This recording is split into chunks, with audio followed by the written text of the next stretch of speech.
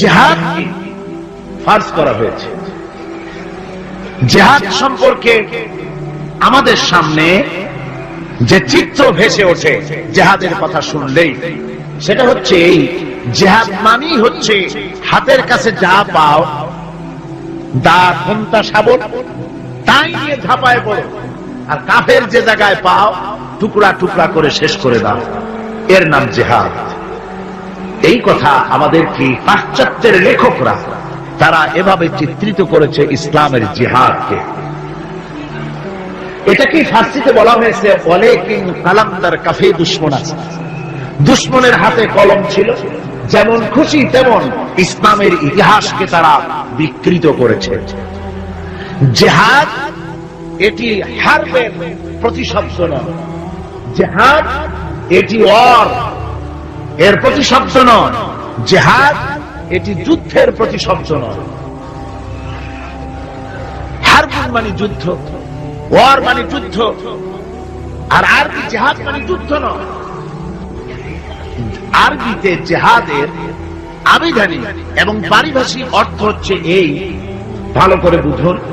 জিহাদ শব্দের আবিধানিক এবং পারিভাষিক অর্থ হচ্ছে এই যে যে কোনো উদ্দেশ্যকে সফলতার শীর্ষে পৌঁছে দেওয়ার জন্য যে প্রাণান্তকার প্রচেষ্টা চালানো হয়, ওই প্রচেষ্টার আরবি নাম হচ্ছে জিহাদ।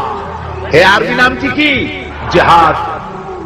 আমি আল্লাহর দ্বীন কায়েম করতে চাই, এজন্য যে আমার আল্লাহ পাক আমাকে যদি শক্তি দিয়ে থাকেন অর্থ খরচ করা, আমার যদি টাকা কড়ি থাকে, এই রাস্তায় টাকা খরচ করা হচ্ছে আমার মালি জিহাদ। এই রাস্তায় যদি আমি বক্তব্য রাখতে পারি, তো আমি যদি বলিষ্ঠ কণ্ঠে আল্লাহর দ্বীন কায়েমের সংগ্রামের পথে যদি কথা বলতে পারি, এটা আমার বক্তব্যের জিহাদ। আল্লাহ যদি আমাকে শক্তি দিয়ে থাকেন কলমে, আমি যদি ইসলামের সপক্ষে দ্বীন প্রতিষ্ঠার লক্ষ্যে যদি আমি লিখি, এটা আমার কলমের জিহাদ, আমার চিন্তার জিহাদ, আমার মেধার জিহাদ, আমার প্রজ্ঞার জিহাদ।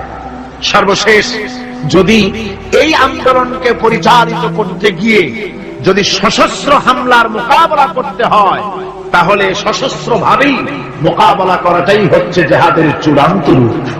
এটা প্রাথমিক পর্যায়ে নয়।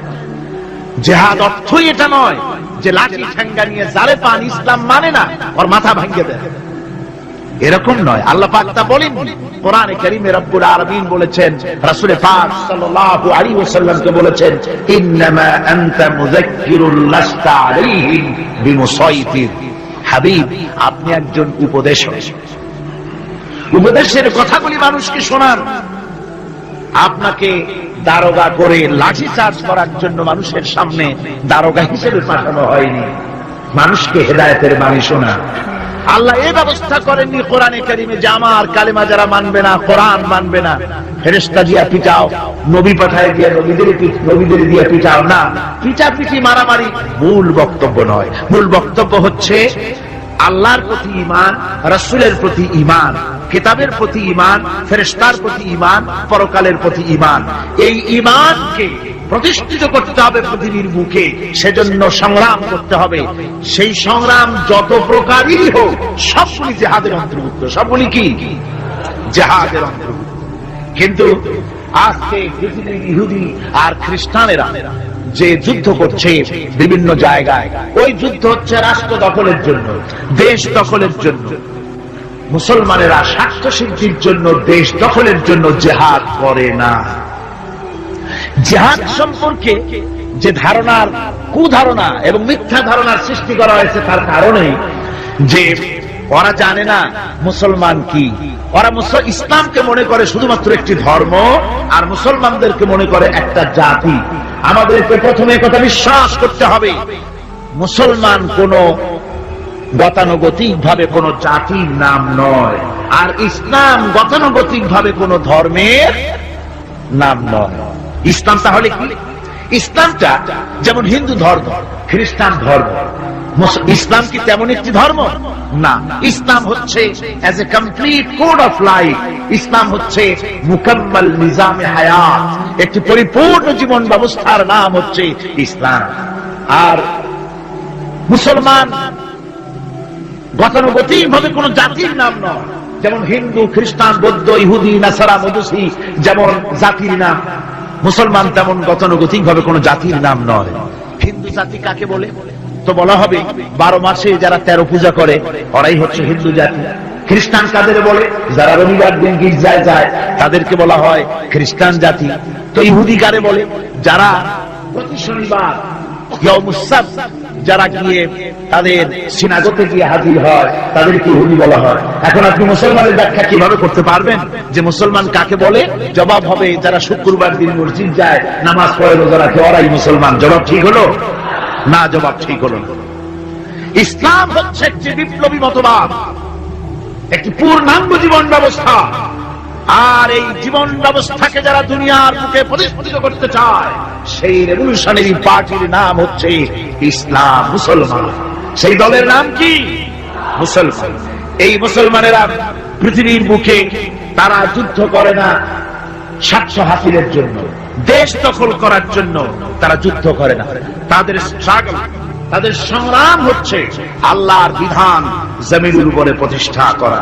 এই জন্য রাসূল পাক বলেছেন জিহাদ হচ্ছে সর্বোত্তম ইবাদত। সর্বোত্তম ইবাদত কি? রাসূল করিম সাল্লাল্লাহু আলাইহি ওয়াসাল্লাম বলেছেন, আন আবী যার রাদিয়াল্লাহু তাআলা আনহু قال قلت يا رسول الله اي العمل افضل قال ايمان بالله। আমি জিজ্ঞেস করলাম রাসূলকে, হযরতে আবু যর রাদিয়াল্লাহু তাআলা আনহু বলছেন আমি রাসূলকে জিজ্ঞেস করলাম, হে আল্লাহর রাসূল সবচেয়ে উৎকৃষ্ট আমল কোনটি? হুজুর বললেন আল্লাহর প্রতি ঈমান, আর তারপরে হচ্ছে ওয়াল জিহাদু ফি সাবিলিল্লাহ, রাওয়াহু মুত্তাফাকুন আলাইহি।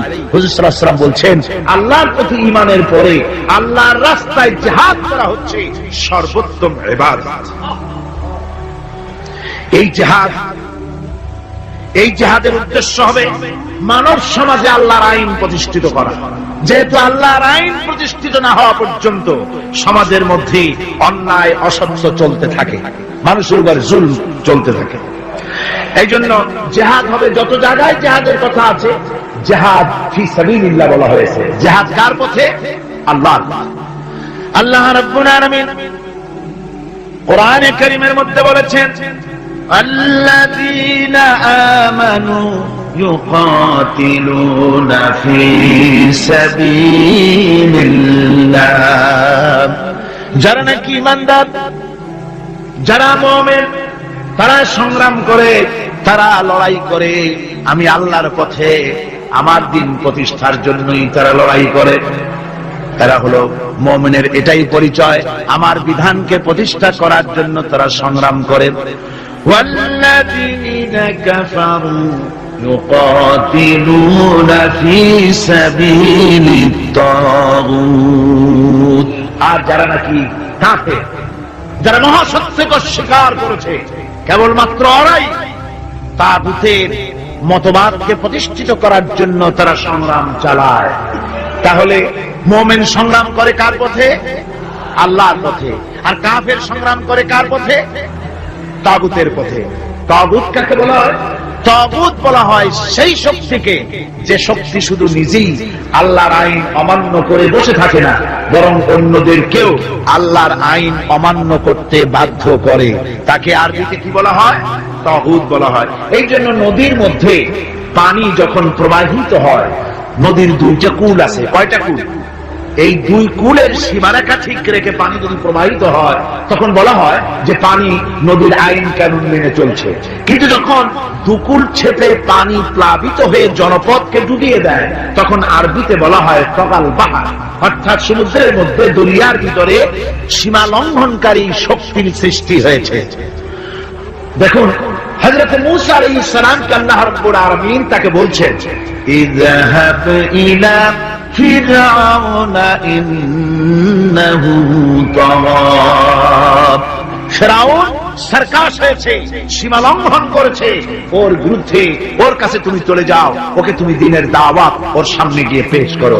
তো এভাবে করে দ্বীনের দাওয়াত দেওয়ার জন্য তাগুতরা চিরকাল বাধা দিয়েছে, আর মুমিন ব্যক্তিরা আল্লাহর দ্বীনকে প্রতিষ্ঠার জন্য সংগ্রাম করেছে। তাই জিহাদ এজন্য নয় যে খোদাদ্রোহীকে উৎখাত করে সেখানে নিজেরা গদি দখল করে বসে নিজেদের মন গড়া আইন ও কানুন চালাবো, এজন্য কিন্তু এই যুদ্ধ নয়। এই জিহাদকে এই জন্যই সর্বোত্তম ইবাদত করা হয়েছে, যেহেতু এই জিহাদ করে মানুষের উপর থেকে মানুষের প্রভুত্ব খতম করার জন্যই এই জিহাদ হবে। ইসলামের সর্বশ্রেষ্ঠ বিপ্লবী আহ্বান, এই কোরআনের মধ্যে যে বিপ্লবী আহ্বান জানানো হয়েছে, সেই বিপ্লবী আহ্বান মুসলমানদের জন্য শুধু নয়, গোটা বিশ্ববাসীর জন্য। জিহাদটা কি জন্য শুনো? কোরআনে কারীমে রব্বুল আলামিন যে আহ্বান জানিয়েছেন तमाम পৃথিবীর মানুষদেরকে, সে আহ্বান হচ্ছে ইয়া আইয়ুহান নাসু উবুদু রাব্বাকুমুল্লাযী খালাকাকুম ওয়াল্লাযীনা মিন ক্বাবলিকুম লাআল্লাকুম তাত্তাকুন। হে মানব সকল, আনুগত্য করো, উবুদু রাব্বাকুম আয় আতিউ রাব্বাকুম, গোলামি করো, আনুগত্য করো, দাসত্ব করো তোমার রবের, সেই রবের যিনি তোমাদেরকে সৃষ্টি করেছেন, সেই রবের আনুগত্য করো জীবনের সকল ক্ষেত্রে। এটাই কোরআনে কারীমের বিপ্লবী দাওয়াত গোটা পৃথিবীর মানুষের সামনে। আমার গোলামি করো, যেহেতু সৃষ্টি করেছি আমি। কে সৃষ্টি করেছেন মানুষকে? জোরে সোরে চিৎকার দিয়ে বলুন, কে সৃষ্টি করেছেন? আল্লাহ রাব্বুল আলামিন। এই জন্য মানুষের স্বস্তি, মানুষের স্বাধীনতা, মানুষের শান্তি, মানুষের নিরাপত্তা, মানুষের খেয়ে পড়ে সুখে শান্তিতে বসবাস করার গ্যারান্টি হচ্ছে আল্লাহ গোলামির ভিতরে। আল্লাহর গোলামি যারাই করবে তারাই শান্তি লাভ করবে। কোরআনে কারীমে রব্বুল আলামিন এ কথা কিভাবে বলেছেন? আফা গায়রা দীনিল্লাহি ইয়াবগুন ওয়া লাহু আসলামা মান ফিস সামাওয়াতি ওয়াল আরদি তাওআন ওয়া কারহা। আমার দেওয়া জীবন ব্যবস্থাকে ছেড়ে দিয়ে তোমরা কি অন্য কোন মতবাদ খোঁজো নাকি? অথচ আকাশে যা কিছু আছে, জমিনে যা কিছু আছে, সব আমার আইন মানে, তাই সব শান্তিতে আছে। জোরে বলেন সুবহানাল্লাহ। ইচ্ছায় হোক অনিচ্ছায় হোক, আকাশ, জমিন, অন্তরিক্ষ, পাহাড়ের মধ্যে, দরিয়ার মধ্যে, যেখানে যা কিছু আছে সব আইন মানে কার? আর সেজন্যই শান্তি। এই শান্তি প্রতিষ্ঠার জন্য পৃথিবীর মানুষ বহুত চেষ্টা করেছে, কিন্তু শান্তি অর্জন করতে পারে নাই। পেরেছে? পারে নাই। আমাদের দেশের রেডিও এবং টেলিভিশনে বিভিন্ন ধর্মগ্রন্থ পড়া হয়, তারপরে বলে বিশ্বের সকল সৃষ্টির মঙ্গল হোক, ওম শান্তি, ওম শান্তি। আমি বলেছি, এইভাবে কেউ যদি ওং ওং করতে করতে যদি একেবারে রক্তবমিও করে, তবুও শান্তি প্রতিষ্ঠা হতে পারে। শান্তি প্রতিষ্ঠার জন্য এই পৃথিবীর বুকে মানুষের চেষ্টার কম নাই। মানুষ এই পৃথিবীতে শান্তি প্রতিষ্ঠার জন্য লিগ অফ নেশনস তৈরি করেছে, ইউনাইটেড নেশনস অর্গানাইজেশন তৈরি করেছে। পৃথিবীর মানুষ সেন্টো, সিয়াটো, ওয়ার্স, সার্ক কত কিছু তৈরি করলো। আপনারা বলেন শান্তি কি প্রতিষ্ঠা করতে পেরেছে? জোরে জবাব দিন, শান্তি প্রতিষ্ঠা করতে পেরেছে? পারে না। প্রথম বিশ্বযুদ্ধ হয়ে গেল। এই বিশ্বযুদ্ধের পর নিদারুণ ভাবে মানুষ ক্ষতিগ্রস্ত হলো, পৃথিবীর মানুষ। আর যাতে যুদ্ধ বিগ্রহ না হয় সেজন্য 1920 সনে লিগ অফ নেশনস তৈরি হলো। পৃথিবীতে আর যুদ্ধ যাতে না হয় সেই আকাঙ্ক্ষা নিয়ে এটা তৈরি করা হলো। কিন্তু লিগ অফ নেশনস কিছুই করতে পারল না। 1939 সনে শুরু হয়ে গেল সেকেন্ড গ্রেট ওয়ার, দ্বিতীয় বিশ্বযুদ্ধ। এই বিশ্বযুদ্ধ চলল 1939 থেকে 1945 সন পর্যন্ত, অর্থাৎ সুদীর্ঘ 6টি বছর পর্যন্ত দ্বিতীয় বিশ্বযুদ্ধ চলল। এই যুদ্ধে পৃথিবীর বিরাট ক্ষতি হয়ে গেল, অসংখ্য মানুষ মরল, কত কোটি কোটি মানুষ ক্ষতিগ্রস্ত হলো, বাড়িঘর ধ্বংস হলো, মানুষের নগর সভ্যতা জনপদ বিধ্বস্ত হয়ে গেল। আর যাতে যুদ্ধ বিগ্রহ না হয় সেজন্য পৃথিবীর মানুষেরা তৈরি করলো ইউএনও, ইউনাইটেড নেশনস অর্গানাইজেশন, যাকে বলা হয় জাতিসংঘ। কি বলা হয়? এই জাতিসংঘ প্রতিষ্ঠা হয়েছিল কি জন্য? শান্তি প্রতিষ্ঠার জন্য। আপনারা বলেন জাতিসংঘ কি শান্তি প্রতিষ্ঠা করতে পেরেছে? জোরে বলেন, পেরেছে?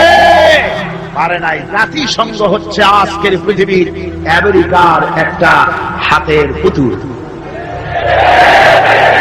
পুতুল নাচ যারা দেখেছেন, পুতুল যেমন মানুষের হাতে সুতা বাঁধা থাকে আর তাই দিয়ে পুতুলের নাচায়, জাতিসংঘকে ভাবে আমেরিকা নাচায়। তাই আমরা দেখতে পাই ইসরায়েল যদি জাতিসংঘের কোন আইনকে, উপদেশকে, সাজেশনকে, কোন বিধিবিধানকে লঙ্ঘন করে তাহলে ইসরায়েলের উপর অ্যাকশন নেওয়া হয় না। ইরাক যদি জাতিসংঘের কিছু করলো তাহলেই সমস্ত বিমান নিয়ে আর তার নৌজাহাজ নিয়ে সমানে হামলা শুরু হয়ে যায়। দুনিয়ার সোমালিয়ার ভিতরে মারামারি তারাই লাগিয়েছে, বসনিয়ায় মারামারি ওরাই লাগিয়েছে। এখানে জাতিসংঘের কোনো ভূমিকা নাই। অর্থাৎ আমেরিকা যতটুকুন বলবে ততটুকুনি অগ্রসর হবে, যতটুকুন বলবে না ততটুকুন অগ্রসর হতে পারবে না। আমি দৃষ্টান্ত দিয়ে থাকি জাতিসংঘের এভাবে। জাতিসংঘের দৃষ্টান্তটা এমন যে এক লোক, তার বন্ধুর বাড়িতে আগুন লেগেছিল, তারপর সেই বন্ধু চিৎকার মেলতে বলছে, ভাইরা আমার বাড়ি তো আগুন লেগে গেল, ও আমার বন্ধুরা, আমার প্রতিবেশী, তোমরা যারা আছো তোমাদের হাতের কাছে যা আছে তাই আমার বাড়ির আগুন নিভায়ে দাও।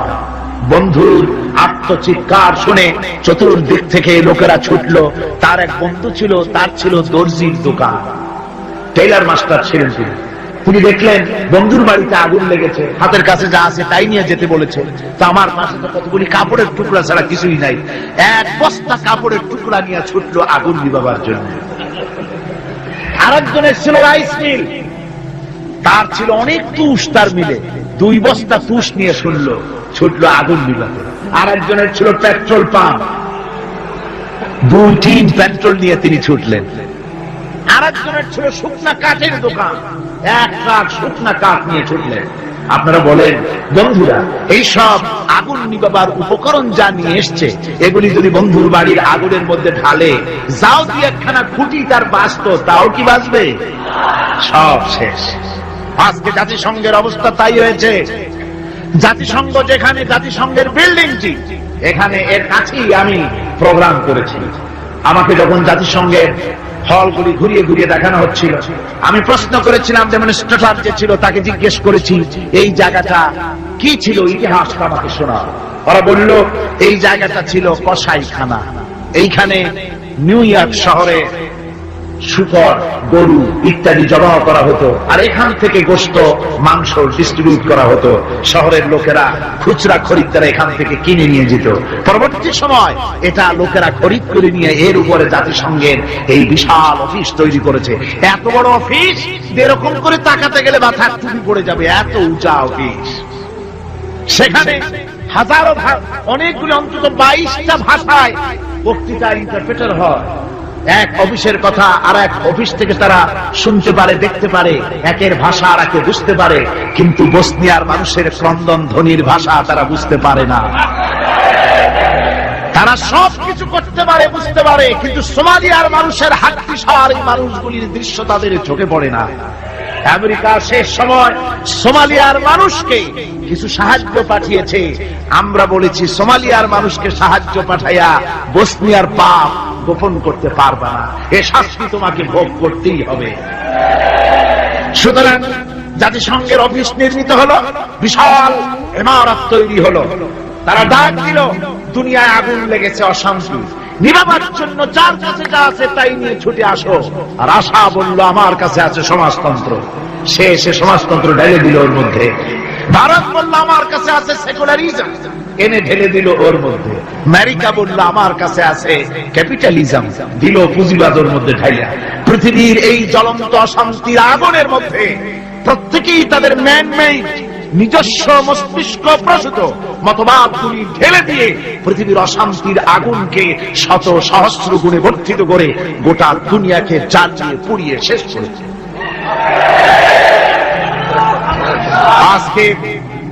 আজকে যদি মুসলমানদের শান্তি পেতে হয় তাহলে খ্রিস্টান আর ইহুদিদের জাতিসংঘের মুখে লাথি মেরে মুসলমানদের জাতিসংঘ করতে হবে। বিশ্ব শান্তি প্রতিষ্ঠার জন্য আল্লাহ রাব্বুল আলামিন স্থায়ী পরিকল্পনা দান করেছেন। রব্বুল আলামিন বলেছেন, তাআলাউ ইলা কালিমাতিন সাওয়াইন বাইনানা ওয়া বাইনাকুম আল্লা না'বুদা ইল্লাল্লাহ। আল্লাহ পাক বলছেন, ও আমার হাবিব আপনি বলুন, ও আহলে কিতাবের লোকেরা, ও খ্রিস্টান জগৎ, ও পৃথিবীর মানুষেরা, তাআলাউ ইলা কালিমাতিন সাওয়াইন বাইনানা ওয়া বাইনাকুম, এমন একটা কথার দিকে তোমরা ঐক্যবদ্ধ হও যেটা তোমাদের জন্য আর আমাদের জন্য সমভাবে প্রযোজ্য। তা হচ্ছে আল্লাহ না'বুদা ইল্লাল্লাহ, আল্লাহ ছাড়া কারো গোলামি করব না। আমেরিকার গোলামি নয়, রাশিয়ার গোলামি নয়, ফ্রান্স এবং ব্রিটেনের গোলামি নয়, ভারতের গোলামি নয়, গোলামি হবে আল্লাহ সুবহানাহু ওয়া তাআলা। এরই মধ্যে শান্তি নিহিত। শান্তি কোথায় নিহিত? আল্লাহর গোলামির মধ্যেই, এরই মধ্যেই শান্তি নিহিত। ওয়ালা নুশরিকা বিহি শাইআ, আর আল্লাহর শক্তির সাথে কোন জিনিসকে আমরা অংশী স্থাপন করব না, আর পরস্পরকে আমরা প্রভু বলে মেনে নেব না আল্লাহ ছাড়া। এটাই হলো শান্তির পরিকল্পনা। তিনটা আল্লাহ তিনটা পরিকল্পনা দিলেন। কয়টা দিলেন? একই পরিকল্পনা তিনটে দিক। এক, আল্লাহর গোলামি, আল্লাহ ছাড়া কারো গোলামি করা যাবে না, আল্লাহর সাথে কাউকে অংশী স্থাপন করা যাবে না। ওয়ালা ইয়াত্তাখিযা বা'দুনা বা'দান আরবাবান মিন দুনিল্লাহ, আর আল্লাহ ছাড়া কাউকে প্রভু বলে মানা যাবে না। আল্লাহ ছাড়া কাউকে সুপার পাওয়ার বলে আমরা মানি না। সুপার পাওয়ার আকাশে জমিনে একজনই আছেন, তার নাম কি? জোরে বলেন, তার নাম কি? ওই আল্লাহ রাব্বুল আলামিন বলেছেন, ইনিল হুকমু ইল্লা লিল্লাহ, হুকুম আইন একমাত্র আল্লাহর চলতে পারে, মানুষের উপরে আর কারো না। আলা লাহুল খালকু ওয়াল আমর, সৃষ্টি যার, আইন চলবে সেই আল্লাহ রাব্বুল আলামিনের। মানুষের এই কথা কেন আমাদের মাথার মধ্যে ঢোকে না? আমাদের মাথার মধ্যে এই কথা আসা দরকার। এই পৃথিবীতে কই একটা গরু তো আর একটা গরুর আইন মানে না। লক্ষ্য করেন, মাঠে ময়দানে যে বড় বড় গরু আছে, যে গরুটার শিং মোটা, স্বাস্থ্য মোটা, সেই গরু সে বলে নাকি যে এর মধ্যে দুর্বল যত গরু আছে কেউ করতে পারবে না, আমার হুকুম মেনে চলতে হবে। আর সমস্ত ছোট গরুরা বয়স চটে জড়সড় হইয়া ঘাস খাওয়া বাদ দিয়া মাঠের এক কোনায় গিয়ে দাঁড়ায় রয়েছে, এরকম দেখা গেছে কখনো? একটা গরু আর একটা গরুর আইন মানে না, একটা গাধার একটা গাধার আইন মানে না, একটা ব্যাঙ ছোট্ট প্রাণী, সেই ব্যাঙ আর একটা ব্যাঙের আইন মানে না। ভাদ্র মাসে শ্রাবণ মাসে যখন বৃষ্টি পড়ে তখন বড় ব্যাঙটা সে বলে না যে ছোট ব্যাঙেরা একটা টু শব্দ করতে পারবি না, যত গ্যাং ওর গ্যাং আমি করব। আর সব ব্যাঙেরা ভয়েস চড়ে চুপ হয়ে গেছে, এরকম হয়েছে কখন? মুসলমান ভাইয়েরা, একটা গাধার আইন মানে না, একটা কুত্তার আইন মানে না, একটা ব্যাঙের আইন মানে না। তুমি মানুষ হয়ে আর একটা মানুষের তৈরি করা আইনের সামনে কি করে মাথা নত করো? এটা শিরকুন আযীম।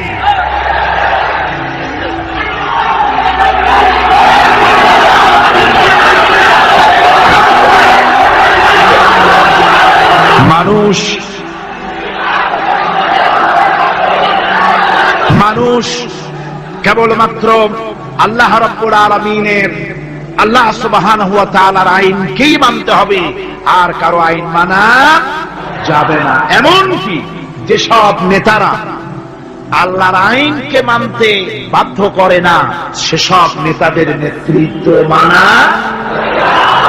আল্লাহ রাব্বুল আলামিন কোরআনে কারীমের মধ্যে বলেছেন, ولا تطيعوا أمر المسرفين الذين يفسدون في الأرض ولا يصلحون। আল্লাহ পাক বলেন, ওই সব নেতাদের আনুগত্য মোটেও করো না যারা নাকি জমিনের উপরে বিপর্যয় সৃষ্টি করে, ফাসাদ সৃষ্টি করে আর সংশোধনমূলক কোনো কাজ করে না। ওই সব নেতাদের কোনো কথা তোমরা মেনো না, তাদের অনুসরণ করো না। আইন মানা তো দূরের কথা, ওদের আনুগত্য করো। আল্লাহ পাক আরো বলেছেন, আলা লানাতুল্লাহি আলাল যালিমিন আল্লাযীনা ইয়াসুদ্দুনা আন সাবিলিল্লাহি ওয়া ইয়াবগুনাহা ইওয়াজা। আল্লাহর লানত, আল্লাহর অভিসম্পদ ওই সব নেতাদের উপরে যারা নাকি আল্লাহর সহজ রাস্তাকে জটিল এবং বক্র করে দেয়, যারা আল্লাহর আইন মানুষকে মানার ব্যাপারে বাধ্য করে না, বরং আল্লাহর আইন মানুষ যাতে না মানে সেই চেষ্টাই যারা করে। আল্লাহর রাস্তায় ওয়াসুদ্দুন আন সাবিলিল্লাহ, আল্লাহর রাস্তায় যারা ইসলামী আন্দোলনের সামনে, আল্লাহর দ্বীনের সামনে যারা প্রতিবন্ধকতার সৃষ্টি করে, আল্লাহ বলেন তাদের উপরে আল্লাহর লানত, তাদের উপরে আল্লাহর কি লানত। এই জন্য কোরআনে কারীম বলছে এই সমস্ত নেতৃত্ব খোদা বিরোধী নেতৃত্ব, আল্লাহদ্রোহী নেতৃত্ব যেখানেই প্রতিষ্ঠিত হয় সেখানে তারা দুইটা কাজ করে। যেখানে ইসলাম থাকে না সেখানে তারা যদি ক্ষমতা দখল করে দুইটা কাজ করে। কয়টা কাজ? কোরআনে রব্বুল আলামিন কোরআনে কারীমে বলেছেন, ইন্নাল মুলুকা ইযা দাখালু ক্বারিয়াতান আফসাদুহা ওয়া জাআলু আইজ্জাতা আহলিহা আযিল্লা ওয়া কাযালিকা ইয়াফআলুন। আল্লাহ রাব্বুল আলামিন বলেন, এই ধরনের লোকেরা যখন কোন জনপদের মধ্যে প্রবেশ করে, যাদের মন মগজের মধ্যে আল্লাহ নাই, রাসূল নাই, দ্বীন নাই, ঈমান নাই, এই চরিত্রের লোকেরা যখন কোন দেশকে দখল করে বা ক্ষমতায় যায় তখন তারা দুই দফা কাজ করে। কয় দফা? দুই দফা কাজ করে। তার একটা দফা হলো তারা সেই সমাজের ভিতরে সম্মানিত লোকগুলিকে বেইজ্জত করে, লাঞ্ছিত করে আর সমাজের ভিতরে ফাসাদ বরপা করে দেয়। বাস্তব কিনা বলেন? এই বাস্তবতা কি সোন তারিখ দিয়ে বুঝাই দেওয়া লাগবে আপনাদেরকে? মানুষেরা আল্লাহ রাব্বুল আলামিন সাফ করে বলছেন, এরা যখন ক্ষমতায় যায় দুই দফা কাজ করে। দেশের সম্মানিত লোকগুলিকে বেইজ্জত করে দেয়, তারা লাঞ্ছিত করে আর সমাজের মধ্যে বিপর্যয় ফাসাদ সৃষ্টি করে দেয়। মারামারি, কাটাকাটি, ব্যাংক লুট, মানুষ হত্যা, চতুর্দিকে ত্রাস সৃষ্টি করে তারা। পক্ষান্তরে আল্লাহ রাব্বুল আলামিন বলেন, পক্ষান্তরে যারা আমার দ্বীন কায়েম করে, আমার মুমিন বান্দারা কোন দেশ যদি দখল করে, কোন দেশে যদি আমার ইসলাম কায়েম হয়ে যায়, তখন আমার বান্দারা চার দফা কাজ করে। কয় দফা? আল্লাযীনা ইম্মাক্কান্নাহুম ফিল আরদ আকামুস সালাত ওয়া আতাউজ যাকাত ওয়া আমারু বিল মারুফি ওয়া নাহাউ আনিল মুনকার। আমার বান্দারা মুমিনেরা তারা যদি ক্ষমতা পায়, কোন দেশে যদি তারা যেতে পারে ক্ষমতা দখল করে, তাহলে তারা চার দফা কাজ করে। প্রথম দফা হচ্ছে তারা ক্ষমতা নিয়ে নামাজ প্রতিষ্ঠা করে। কি প্রতিষ্ঠা করে? প্রথম কাজই হলো তারা নামাজ প্রতিষ্ঠা করে। তারপরে তারা সেখানে যাকাত আদায় করে। প্রথমে নামাজ প্রতিষ্ঠা করে, 2 নম্বরে যাকাত আদায় করে, 3 নম্বরে মানুষকে সৎ কাজের আদেশ দেয়, 4র্থ নম্বরে অসৎ কাজ থেকে মানুষকে বিরত রাখে। এই 4টি কাজ করে মুমিনেরা ক্ষমতায় গেলে। আর যাদের চিন্তায় চেতনায় কোরআন নাই, আল্লাহ নাই, রাসূল নাই, ঈমান নাই, তারা যদি ক্ষমতায় যায় 2 দফা কাজ করে। সম্মানওয়ালা লোকগুলোকে বেইজ্জত করে দেয়, জেল ভরে সব সম্মানিত লোক দিয়ে, বাড়িঘর লুটপাট করে সব সম্মানিত লোক দিয়ে তাদেরকে জ্বালাবতন করে দেয় আর সেখানে বিপর্যয় মারামারি সৃষ্টি করে দেয়। এই জন্য দুনিয়ায় যত পয়গম্বর এসেছেন সমস্ত নবীরা তারা মানুষের কাছে দাওয়াত পেশ করেছেন। আল্লাহ রাব্বুল আলামিন বলেন, নবীরা দাওয়াত দিয়েছেন, ইয়া কাওমি ইবুদুল্লাহা মা লাকুম মিন ইলাহিন গায়রু। আল্লাহ রাব্বুল আলামিন বলেন, নবীরা যখন দুনিয়ায় যে নবী এসেছেন মানুষকে দাওয়াত দিয়েছেন, ইয়া কওমি, হে আমার জাতি, হে আমার সম্প্রদায়, এক আল্লাহর গোলামি করো, তিনি ছাড়া তোমাদের কোনো প্রভু নাই, আইনদাতা নাই, বিধানদাতা নাই, তার আনুগত্য করো জীবনের সকল ক্ষেত্রে। কোরআনে কারীমে মুসলমানদেরকে বলা হয়েছে হিজবুল্লাহ। মুসলমানদেরকে কি বলা হয়েছে? হিজবুল্লাহ। হিজবুল্লাহ মানে কি? আল্লাহর সৈনিক। এই আল্লাহর সৈনিকদের, তাদেরকে আল্লাহ পাক এই পৃথিবীতে তাদের অস্তিত্ব প্রতিষ্ঠিত করেছেন কি কারণে?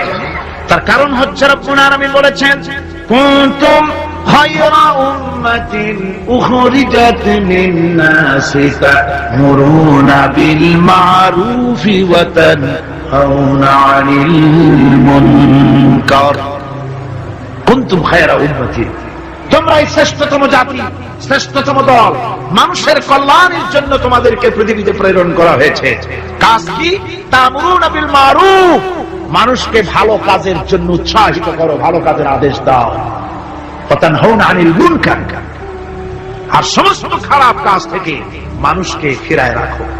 সুতরাং এই পৃথিবী থেকে জুলম, শোষণ, অশান্তি, বিপর্যয়, দুঃখ, তারপরে যুদ্ধ, বিগ্রহ, সবকিছুর বিরুদ্ধে মুসলমানদেরকে ঐক্যবদ্ধভাবে লড়াইয়ের ময়দানে আসতে হবে। কোরআনে কারীমে রব্বুল আলামিন কথা এভাবে বলেছেন, ওয়াকাতিলুহুম হাত্তা লা তাকুনা ফিতনাতুন ওয়া ইয়াকুনাদ দীনু কুল্লুহু লিল্লাহ। আল্লাহ রাব্বুল আলামিন বলেন, সংগ্রাম করো, লড়াই করো ততক্ষণ পর্যন্ত যতক্ষণ না আমার দ্বীন প্রতিষ্ঠিত হয়ে যায়, আর মানুষের তৈরি করা মতবাদের শেষ শিকড়টুকুনো যতক্ষণ মূলোৎপাটিত না হয়, ততক্ষণ পর্যন্ত আমার দ্বীন প্রতিষ্ঠার জন্য লড়াই করো। ও মুসলমানেরা, যারা মুসলমান এই লড়াই, এই জিহাদের দায়িত্ব যদি গ্রহণ না করে, মুসলমানেরা যদি ঈমানের এই দায়িত্ব কবুল না করে, আল্লাহর দ্বীন প্রতিষ্ঠার জন্য যদি সংগ্রাম না করে, রব্বুল আলামিন বলেন, ইল্লা তাফআলুহু তাকুন ফিতনাতুন ফিল আরদি ওয়া ফাসাদুন কাবীর।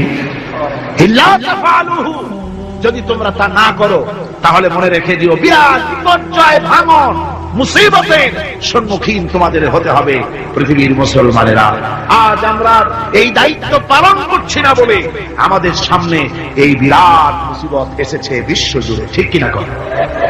আমার এতক্ষণের আলোচনার দ্বারা একথা আমার মনে হয় আপনারা বুঝতে পেরেছেন যে অনিসলামিক শাসন ব্যবস্থার মূলোৎপাটন করে সেখানে ইসলামী রাষ্ট্র প্রতিষ্ঠা করাটাই হলো মুসলমানদের সবচেয়ে বড় দায়িত্ব, আর এটাই হলো জিহাদের মূল উদ্দেশ্য। কথা বুঝতে পেরেছেন? জিহাদের উদ্দেশ্য কোন দেশ দখল করে সেখানকার প্রেসিডেন্ট আমরা হব, সেখানের মাল সম্পদ লুটপাট করে নেব, এটা জিহাদের উদ্দেশ্য নয়। জিহাদের উদ্দেশ্যই হলো মানুষের তৈরি করা মতবাদ উৎখাত করে আল্লাহর দ্বীন প্রতিষ্ঠিত করা, এটাই হলো জিহাদের মূল উদ্দেশ্য। আর এই উদ্দেশ্য নিয়ে পৃথিবীর মানুষ যেখানেই মুসিবতে আছে, যে জায়গায় বিপদে আছে, যে জায়গায় কষ্টে আছে, সেখানেই মুসলমানদেরকে ঝাঁপিয়ে পড়তে হবে।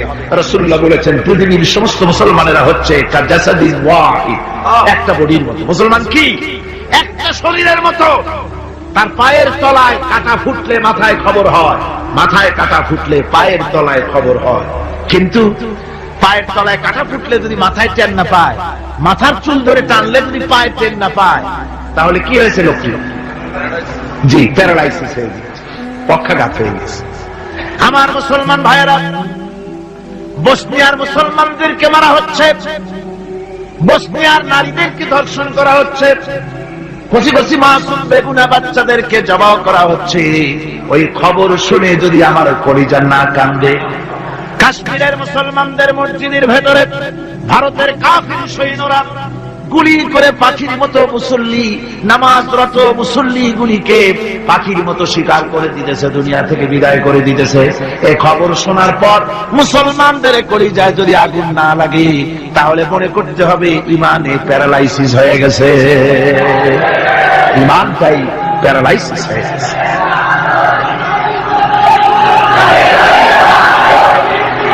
আমার আল্লাহ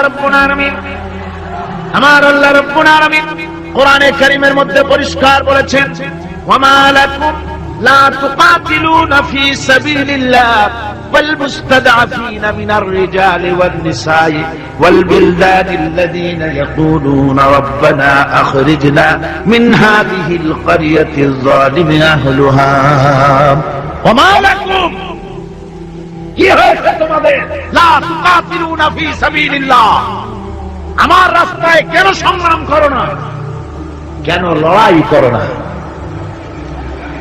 ওয়াল মুস্তাদাফিন মিনার রিজাল, যেখানে নিপীড়িত নিগৃহীত আবাল বৃদ্ধ বনিতা পুরুষ নারী কচি কচি শিশু নির্যাতনে অতিষ্ঠ হয়ে আমার দরবারে ফরিয়াদ করে বলছে, আয় আল্লাহ এই জালিমের জনপদ থেকে আমাদেরকে মুক্ত করো।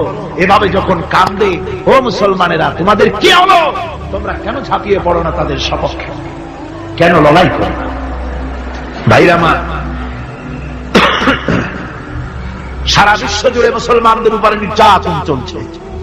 এই নির্যাতনের বিরুদ্ধে মুসলমানদেরকে ঐক্যবদ্ধ হতে হবে দ্বীন প্রতিষ্ঠা করার জন্য। দ্বীন যদি প্রতিষ্ঠিত হয় তাহলে নির্যাতন বন্ধ হয়ে যাবে, শয়তানি বদমাশি সব বন্ধ হয়ে গিয়ে সুখ এবং শান্তি প্রতিষ্ঠিত হবে। এই জন্য ইসলামে জিহাদের স্তর সম্পর্কে বলা হয়েছে। রাসূল পাক সাল্লাল্লাহু আলাইহি ওয়াসাল্লাম বলেছেন, ফামান জাহাদাহুম বিয়াদিহি ফাহুয়া মুমিন ওয়ামান জাহাদাহুম বিলিসানিহি ফাহুয়া মুমিন ওয়ামান জাহাদাহুম বিকলবিহি ফাহুয়া মুমিন ওয়া লাইসা ওয়ারা যালিকা মিনাল ঈমান হাববাতু খারদালি। মুসলিম শরীফের হাদিস। আল্লাহর নবী বলতেছেন, যে ব্যক্তি অন্যায়ের বিরুদ্ধে হাত দিয়ে লড়াই করবে সে ব্যক্তি মুমিন, যে মুখ দিয়ে কথা বলবে এটার বিরুদ্ধে সেও মুমিন, যে ব্যক্তি মনে মনে এটাকে ঘৃণা করবে সেও মুমিন। এরপরে ইমানের কোন স্তর নাই, ইমানের আর কোন জায়গা নাই, শেষ শেষ। তাহলে ফার্স্ট ক্লাস মুমিন কে? যে ব্যক্তি হাত দিয়ে বাধা দেয়। ফার্স্ট ক্লাস মুমিন কে? যে ব্যক্তি অন্যায়ের বিরুদ্ধে তার দুহাত উত্তোলন করে অন্যায়কে চুরমার করে দেওয়ার জন্য জেগে আসে, সেই হলো ফার্স্ট ক্লাস মুমিন। এটা যদি না পারে তাহলে মনে মনে খারাপ, তাহলে মুখ দিয়ে বলতে হবে। এটা হলো সেকেন্ড ক্লাস। মুখ দিয়ে বলা কি? Second class. মুখ দিয়ে বলতে হবে। মুখেও যদি প্রতিবাদ করতে না পারো, মনে মনে খারাপ জানো, এর পেছনে কোন ইমানের দরজা নাই, স্তর নাই। তবে মনে মনে খারাপ জানা, আর খারাপ জানার অর্থ কি? মনে মনে খারাপ জেনে এই পরিস্থিতির কেমন করে পরিবর্তন আসতে পারে সেই চিন্তা ভাবনা দরদ যদি কলিজায় না থাকে তো ইমানের খাতায় নামটাও থাকবে না। মুমিনদেরকে আল্লাহ দ্বীন প্রতিষ্ঠার জন্য জিহাদে অংশগ্রহণ করতে হবে। তাদেরকে এই জিহাদ হচ্ছে আল্লাহ পাকের পক্ষ থেকে বিরাট নিয়ামত মুসলমানদের জন্য। আমার ভাইয়েরা, ঈমান হচ্ছে জিহাদের সাথে অঙ্গাঅঙ্গি ভাবে জড়িত। আল্লাহর পথে জিহাদের বিরাট মর্যাদা। সে মর্যাদার কথা আমি সূরা আস-সাফ আলোচনা করতে গিয়ে তার প্রথম দিনেই, প্রথম রুকুতেই আপনাদের সামনে পেশ করেছি। আল্লাহ রাব্বুল আলামিন বলেন, ইন্নাল্লাহা ইউহিব্বুল্লাযীনা ইউকাতিলুনা ফি সাবিলিহি সাফফান কাআন্নাহুম বুনিয়ানুম মারসুস। আল্লাহ রাব্বুল আলামিন বলেন, আল্লাহর কাছে সর্বাধিক প্রিয় ব্যক্তি তারা, সবচাইতে প্রিয় ব্যক্তি ওই সব লোকেরা যারা নাকি আল্লাহর দ্বীন প্রতিষ্ঠার জন্য যারা লড়াই করে সারিবদ্ধ হয়ে, ইস্পাত দৃঢ় হয়ে, সীসা ঢালা প্রাচীরের মতো কাতার বন্দী হয়ে আল্লাহর জন্য, আল্লাহর দ্বীনের জন্য যারা লড়াই করে তারাই হলো আল্লাহর কাছে সবচাইতে বেশি প্রিয় ব্যক্তি। সবচাইতে প্রিয় মানুষ তারা যারা দ্বীন প্রতিষ্ঠার জন্য লড়ে। আমরা মনে করেছি যে আমরা যে নামাজ পড়ি, রোজা রাখি, হজ করি, যাকাত দেই, মিলাদ শরীফ পড়ি, এতেই আল্লাহ খুশি। এই করেই আমরা কিয়ামতের দিন বেহেশতে চলে যাব। না ভাই, এত সহজে যদি বেহেশতে যাওয়া যেত তাহলে সাহাবায়ে কেরাম এত কষ্ট করতেন না, আম্বিয়া আলাইহিস সালাম এত কষ্ট করতেন। সূরা তওবার মধ্যে এই কথাটি আল্লাহ পাক কি সুন্দর করে বলেছেন। আল্লাহ বলেছেন, আজআলতুম সিকায়াতাল হাজ ওয়া ইমারাতাল মাসজিদিল হারাম কামান আমানা বিল্লাহি ওয়াল ইয়াউমিল আখির وجاهد في سبيل الله لا يستوون عند الله والله لا يهدي القوم الظالمين। আল্লাহ পাক বলছেন যে তোমরা কি হাজীদেরকে পানি পান করায়া, ওই মক্কার লোকদের তাদের একটা গৌরব ছিল যে আমরা তো হাজীদের পানি পান করাই, মসজিদের হারামের সেবা শুশ্রূষা করি, আমরা মসজিদ ধুই, পরিষ্কার রাখি, এতগুলি যে সব কাজ করি, মুসলমানদের চাইতে আমাদের মর্যাদা আল্লাহর কাছে কোনো অংশ কম নয়। আল্লাহ বলেন না, হাজীদের পানি পান করায়া আর মসজিদে হারামের খেদমত করে তোমরা তাদের সমান হতে পারবে না যারা আমার উপর ঈমান এনেছে, আমার রাসূলের উপর ঈমান এনেছে, পরকালকে বিশ্বাস করেছে এবং আমার উপর ঈমানের ভিত্তিতে তারা আমার দ্বীনকে প্রতিষ্ঠার জন্য যারা লড়াই করেছে, ওদের সমান তোমরা কোনোদিন হতে পারবে না, কখনো পারবে না। এই দ্বীন প্রতিষ্ঠা করার জন্য সাহাবায়ে কেরাম জীবন দিলেন। সেই বেহেশতে আমরা কেমনে যাব কত দেখি? সেই বেহেশতে যাওয়া কি সম্ভব? হ্যাঁ সম্ভব, যদি আমরা ওই পরীক্ষা আমরাও দেই। হযরত বেলাল রাদিয়াল্লাহু তাআলা আনহু যে পরীক্ষা দিয়েছেন, হযরত সুমাইয়া যে পরীক্ষা দিয়েছেন, হযরত খাব্বাব, হযরত খুবাইব যে পরীক্ষা দিয়েছেন, ওই পরীক্ষা যদি আমরাও দিতে পারি তাহলে হয়তো তাদের কাছাকাছি আল্লাহ আমাদেরকেও থাকার তৌফিক দিবেন জান্নাতে। একটু জোরে পড়েন, লা ইলাহা ইল্লাল্লাহ,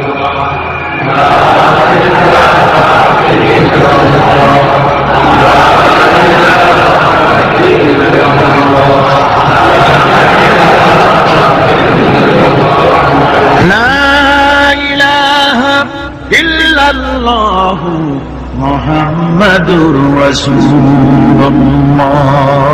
আমার ভাইরা, ওরা হযরতে খাব্বাবকে বেঁধেছে, খুঁটির সাথে বেঁধে চতুর্দিক থেকে তীর নিক্ষেপ করছে, তরবারি মারতেছে, শরীরের গোশত টুকরা টুকরা হয়ে পড়তেছে।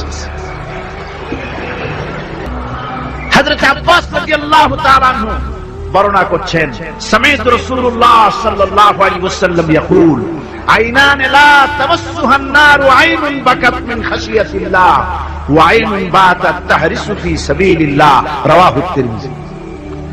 হযরত ইবনে আব্বাস রাদিয়াল্লাহু তাআলা তিনি বলছেন, আমি রাসূলুল্লাহকে বলতে শুনেছি, আল্লাহর নবী বলেছেন, দুইটি চোখে জাহান্নামের আগুন দুইটা চোখকে স্পর্শ করবে না। একটা চোখ হচ্ছে গভীর রাতে যারা আল্লাহর ভয়তে, জাহান্নামের ভয়তে যারা কান্দে, জাহান্নামের আগুন ওই চক্ষুকে স্পর্শ করবে না। আর যারা দ্বীন প্রতিষ্ঠার জন্য, আল্লাহর দ্বীন কায়েমের জন্য ময়দানে যারা লড়াই করে, রাতের বেলায় পাহারা দেয়, ওই পাহারারত চোখে, চোখের মধ্যে জাহান্নামের আগুন ওই চোখে স্পর্শ করবে না। আমার ভাইরা, হযরত উসমান রাদিয়াল্লাহু তাআলা আনহু বলছেন, মান রাবাতা লাইলাতান ফি সাবিলিল্লাহ কানাত কাআলফি লাইলাতিন সিয়ামুহা ওয়া কিয়ামুহা। হাজার রাত ধরে রোজা রাখলে, হাজার রাত ধরে ইবাদত করলে আর হাজার দিন ধরে রোজা রাখলে যে সওয়াব হবে, একটা ঘন্টা, একটা রাত যদি কেউ পাহারা দেয় আল্লাহর দ্বীনকে প্রতিষ্ঠার জন্য, আল্লাহর দ্বীনের কোন ইসলামী রাষ্ট্রের প্রহরায় যদি কেউ নিয়োজিত থাকে, একটা রাতে পাহারা দিয়ে যে সওয়াব হবে, হাজার হাজার বছর ধরে নামাজ রোজা করে ওই সওয়াব পাওয়া যাবে না। সুবহানাল্লাহ। অর্থাৎ হাজার বছর ধরে নামাজ রোজা করার মতোই সওয়াব পাহারা দেওয়া আল্লাহর দ্বীনের, ইসলামের রাষ্ট্র। বন্ধুগণ, রাসূল পাক সাল্লাল্লাহু আলাইহি ওয়াসাল্লাম তিনি বলেছেন, কিয়ামতের দিন জাহান্নামের আগুন আর জিহাদের ময়দানের ধুলি, এই দুটি একসঙ্গে কোন মানুষের পেটের মধ্যে প্রবেশ করবে না। রাসূল পাক সাল্লাল্লাহু আলাইহি ওয়াসাল্লামের একটি হাদিস যা মিশকাত শরীফের মধ্যে বর্ণিত আছে। মিশকাত শরীফের সম্ভবত 336 পৃষ্ঠায় এই হাদিসটি বর্ণনা করা হয়েছে যে হযরত ইবনে আইস রাদিয়াল্লাহু তাআলা আনহু ছিলেন হাদিসের রাবী। তিনি বলছেন, একবার হুজুর সাল্লাল্লাহু আলাইহি ওয়াসাল্লাম এক ব্যক্তির জানাজায় গিয়ে উপস্থিত হলেন। হযরত ওমর রাদিয়াল্লাহু তাআলা আনহু তখন হুজুরকে বললেন, হে রাসূল, আপনি এই লোকটার জানাজা পড়বেন? এই লোক তো ইসলামের এই ক্ষতি করেছে, সেই ক্ষতি করেছে, অমুক করেছে, এই লোকটার আপনি জানাজা পড়বেন? হুজুর তখন উপস্থিত লোকদের জিজ্ঞেস করলেন, হাজিরিন, তোমরা কি কেউ এই লোকটাকে কোন ইসলামের ভালো কাজ করতে দেখেছো? একজন লোক দাঁড়িয়ে গেলেন, তিনি বললেন, হে আল্লাহর নবী, আমি সাক্ষী, আমি দেখেছি। একটা মুজাহিদ বাহিনী জিহাদ করে ফিরতেছিল, তো এক জায়গায় তারা ডেরা গাড়লো, শিবির স্থাপন করলো, রাত কাটাবে বলে। আমি দেখেছি এই লোকটি সারা রাত সেই মুজাহিদদেরকে, সাহাবীদেরকে সারা রাত জেগে জেগে পাহারা দিয়েছে। আল্লাহর নবী জানাজার ইমামতি করলেন, আর এরপরে তাকে কবরের মধ্যে মাদফুন করে দিয়ে নবীজি তার কবরের পাশে দাঁড়িয়ে বললেন, ইন্না আসহাবাকা ইয়াযুন্নুনা আন্নাকা মিন আহলিন নার ওয়া আনা আশহাদু আন্নাকা মিন আহলিল জান্নাহ। নবীজি বলছেন, ও কবরবাসী, তোমার সাথীরা মনে করে তুমি জাহান্নামী, আর আমি নবী মুহাম্মদ সাল্লাল্লাহু আলাইহি ওয়াসাল্লাম সাক্ষী দিচ্ছি তুমি বেশক আল্লাহর বেহেশতি, তুমি অবশ্যই আল্লাহর জান্নাতে যাবে। এরপর হযরত ওমরের দিকে ফিরে রাসূলুল্লাহ বললেন, ওমর, মানুষের শুধু বাহ্য দৃশ্যটাই দেখো না, তার অন্তরের জজ্বাটাকেও কদর করো। সুবহানাল্লাহ। এই জিহাদের ময়দানে যারা কাজ করে, জান দেয়, মাল দেয়, আল্লাহ পাক তাদের উপরে রহম করে। এই জিহাদ হচ্ছে এক অগ্নি পরীক্ষা। এই জিহাদটা কি? অগ্নি পরীক্ষা। এমনি এমনি বেহেশতে যাওয়া যাবে না ভাই।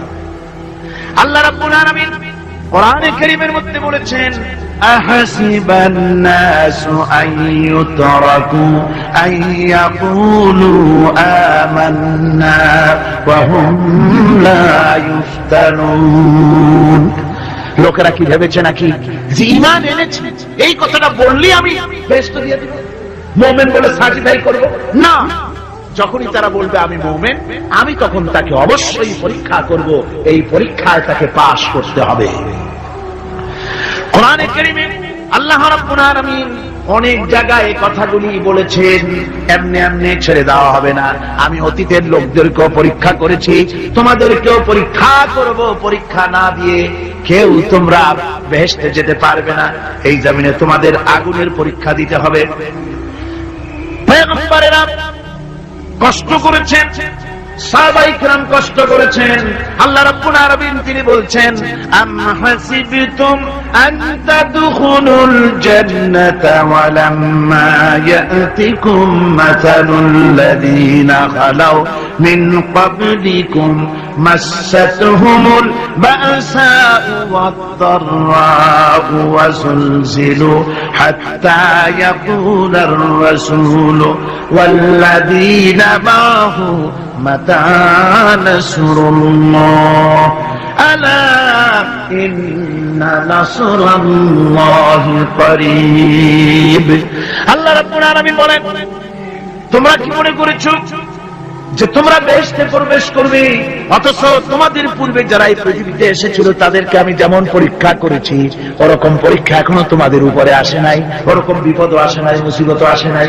এমন বিপদ এসেছিল নবীদের উপরে, সাহাবায়ে কিরামদের উপরে, যে বিপদে মানুষ জর্জরিত হয়ে গিয়ে নবী এবং তার সাথী সঙ্গীরা এ কথা তারা মুখ থেকে বেরিয়ে গেছে, মাতা নাসরুল্লাহ, আয় আল্লাহ তোমার মদদ কখন আসবে, তোমার মদদ কখন আসবে? মার খেতে খেতে তো শেষ হয়ে গেলাম। এইভাবে যখন মার আসে চতুর্দিক থেকে, আর মুমিনেরা ময়দানে পা জমায়ে টিকে থাকে দিন প্রতিষ্ঠার জন্য, আল্লাহ তখন খুশি হয়ে এক সময় ঘোষণা করে দিবেন, আলা ইন্না নাসরাল্লাহি করিব। আর দেরি নাই, আমার মদদ, আমার সাহায্য তোমাদের জন্য অবধারিত। সুবহানাল্লাহ। আমার ভাইরা, বিষয়টা সহজ নয়। শুধু দুইটা সেজদা দিয়া, শুধু তাহাজ্জুদের কিছু নামাজ পড়িয়া আল্লাহর জান্নাতে যাওয়া এত সহজ নয়। রাস্তা খুব কঠিন, রাস্তা খুব। ये शहादत गाहे उल्फत में कदम रखना, ये शहादत गाहे उल्फत में कदम रखना, लोग समझते हैं आसान है मुसलमान होना। এটা হলো শাহাদাতের উত্তপ্ত ময়দানে পা রাখা। লোকেরা মনে করে ইসলাম গ্রহণ করা, মুসলমান হওয়া বুঝি বড় সহজ ব্যাপার। এত সহজ না। আমরা হানফি মাসলাকের লোক, ইমাম আবু হানিফার মাসলাক অনুযায়ী চলি। আমরা মনে করি বেহেশতে আপনি যাব, কিন্তু আমাদের ইমাম সাহেব কি করছেন ওই ইতিহাস আমাদের জানা নেই। খাজা বাবার মহব্বতে অস্থির। রজব মাস আসলে পরে বড় বড় ডেক্সি চড়ায়, সেই ডেক্সির উপরে লাল শালু বিছায়, তারপরে টাকা পয়সা রোজগার বহুত করে। আসলে তো খাজা না, আসলে হচ্ছে ইয়া খাজা কুস্তু আজা, পেট তো ভরে যায়। পেট ভরার জন্য পয়সা করে ইনকাম করা। খাজার লা ইলাহা ইল্লাল্লাহ এই চিশতিয়া তরিকার জিকির গ্রহণ করা হয়েছে, কিন্তু চিশতিয়া তরিকা যে আরেকটা আছে, কারাগার পর্বতে পৃথিবীর সঙ্গে লড়াই করা, সেইটার কাছে নেই। সেটা ইমাম আবু হানিফা শুধু মাসলাই বলেন নাই, দ্বীন প্রতিষ্ঠার জন্য রক্ত দিয়েছে, ঠিক কিনা? 8 বছর পর্যন্ত কারারুদ্ধ ছিলেন। তাকে জিজ্ঞেস করা হয়েছে, ইমাম সাহেব জেলের মধ্যে তো আছেন, কষ্ট হয়? ইমাম সাহেব বলেছেন, না কষ্ট হয়, তবে মাঝে মাঝে একটু কষ্ট হয় মনে। 2-4 মাস পর পর আমার বুড়ি মাকে এনে হাজির করা হয় জেলখানার মধ্যে, আর আমার মায়ের সামনে আমাকে পেটানো হয়, যেন মা মাকে বলে যে এদের সাথে একমত হয়ে যা, সেই জন্য পেটানো হয়। আমার মা আমার মায়ের দেখে, আর মায়ের চোখ থেকে পানি পড়তে থাকে, তখন আমার মনে বড় কষ্ট লাগে। তবে আলহামদুলিল্লাহ মা আমার এমন, আমার মা দেখেন আর হজম করেন, আর আমাকে বলেন খবরদার এক চুলো সিদ্ধান্ত থেকে নড়বা না।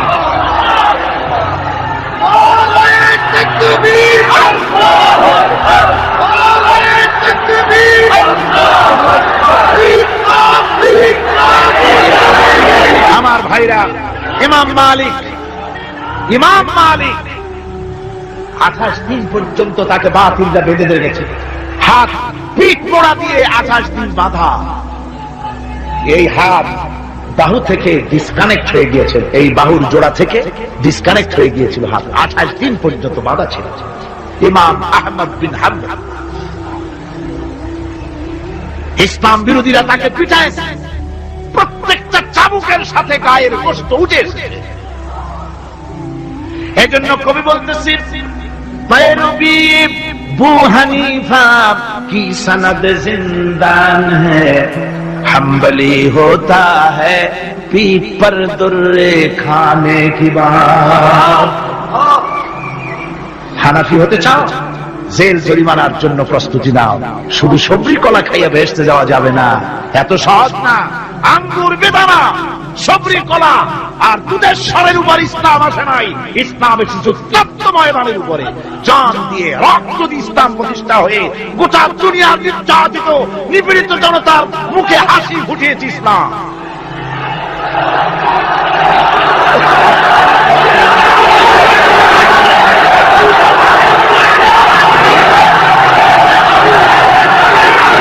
আমার ভাইয়েরা, এই জিহাদ যখন শুরু হয়ে যাবে, মুসলমানেরা যখন আল্লাহর দয় বিধান কায়েমের জন্য যখন লড়াইয়ের ময়দানে যখন ঝাঁপায়া পড়বে, সে ময়দানে যদি তাদের অস্ত্র কম থাকে, জনসংখ্যা কম থাকে, আল্লাহ রাব্বুল আলামিন আদা করেছেন ওয়া কানা হাক্কান আলাইনা নাসরুল মুমিনিন। আল্লাহ রাব্বুল আলামিন বলেন, মুমিনরা যখন বিপদে পড়ে যায়, তখন মুমিনদের সাহায্য করা আমি আল্লাহর জন্য ওয়াজিব হয়ে যায়। আমি আল্লাহর জন্য ওয়াজিব। আমার মুমিন ময়দানে মার খাবে আমার দ্বীনের জন্য, আর আমি তাকায় থেকে দেখবো না, তা হবে না। প্রাথমিক পর্যায়ে দেখবো যে তোমরা আসলেই দ্বীন প্রতিষ্ঠার জন্য লড়ো কিনা। তোমাদের বিবি বাল বাচ্চা তোমাদের সামনে শেষ হবে, ঘর বাড়ি চলে যাবে, চাকরি যাবে, সব যাবে, তারপরেও আমার দ্বীন প্রতিষ্ঠার জন্য ময়দানে টিকে থাকো কিনা। যদি তা থাকো, তাহলে আমার মদত অবশ্যই। আর কাফিরদের বিরুদ্ধে বিজয়ের জন্য রব্বুল আলামিন বলেছেন, ওয়া কাফাল্লাহুল মুমিনিনাল কিতালা ওয়া কানাল্লাহু কাবিয়ান আজিজা। কাফেরদের বিরুদ্ধে লড়াইয়ের ময়দানে মুসলমানদেরকে সাহায্য করার জন্য আল্লাহই যথেষ্ট। কে যথেষ্ট? আল্লাহ যথেষ্ট। রব্বুল আলামিন বলেছেন ওয়ালা তাহিনু ওয়ালা তাহজানু ওয়া আনতুমুল আলাউনা ইন কুনতুম মুমিনিন। কোনো ভয় নাই, কোনো চিন্তা নাই, যদি তোমরা মুমিন হও আমি আল্লাহ রাব্বুল আলামিন তোমাদেরকে বিজয়ী করব। ওয়াদা কার? আল্লাহর ওয়াদা কখনো মিথ্যা হয়? আল্লাহ কি মিথ্যা কথা বলেন? নাউযুবিল্লাহ। وَمَنْ أَصْدَقُ مِنَ اللَّهِ قِيلًا। আমি আল্লাহর চাইতে সত্যবাদী আর কে হতে পারে? আল্লাহ পাক বলছেন আমি সাহায্য করব তোমাদেরকে, যদি প্রয়োজন হয় তাহলে আমি ফেরেশতা দিয়ে সাহায্য করব। সুবহানাল্লাহ। আল্লাহ রাব্বুল আলামিন সূরা আল-আনফালের ভিতরে ঘোষণা করেছেন দুনিয়ার মানুষকে তিনি শোনায় দিচ্ছেন নবীজির সঙ্গে সাহায্যের ব্যাপারে যে কথাবার্তাগুলি হয়েছিল। ইয তাস্তাগীসুনা রাব্বাকুম ফাস্তাজাবা লাকুম আন্নী মুমিদ্দুকুম বিআলফিম মিনাল মালাইকাতি মুরদিফিন। স্মরণ করো সেই সময়ের কথা যখন তোমরা আমার কাছে কাকুতি বিনীত করে সাহায্য কামনা করতেছিলে যে আমাদেরকে 1000 ফেরেশতা দিয়ে সাহায্য করা হোক। আল্লাহ পাক বলেন আমি ফেরেশতা দিয়ে তোমাদেরকে ময়দানে সাহায্য করেছি, জিহাদের ময়দানে। সুবহানাল্লাহ বিহামদিহি। আল্লাহ রাব্বুল আলামিন বলেন তোমরা যখন সাহায্য প্রার্থনা করেছিলে আমি সাহায্য তোমাদের দিয়েছি। স্মরণ করো সেই সময়ের কথা যখন তোমাদের নবী তোমাদেরকে বলেছিল ইয তাকুলু লিল মুমিনিনা আলাই ইয়াকফিয়াকুম আইয়ুমিদ্দাকুম রাব্বুকুম বিসালাসাতিন আলাফিন মিনাল মালাইকাতি মুনজিলিন। আল্লাহ রাব্বুল আলামিন বলেন আমি এইভাবে করে যখন তোমাদের নবী তোমাদেরকে বলেছিল যে তোমাদের জন্য এটা কি যথেষ্ট নয় যে আল্লাহ পাক তোমাদের জন্য 3000 দিয়ে ফেরেশতা নাজিল করবেন, হ্যাঁ আমি তখন 3000 ফেরেশতা নয় বরং 5000 ফেরেশতা দিয়ে তোমাদেরকে সাহায্য করার ওয়াদা করেছি। 3000 নয় 5000 চিহ্নযুক্ত ফেরেশতা নাজিল করে দিয়ে তোমাদের সাহায্য করব বলে আমি ওয়াদা করেছি।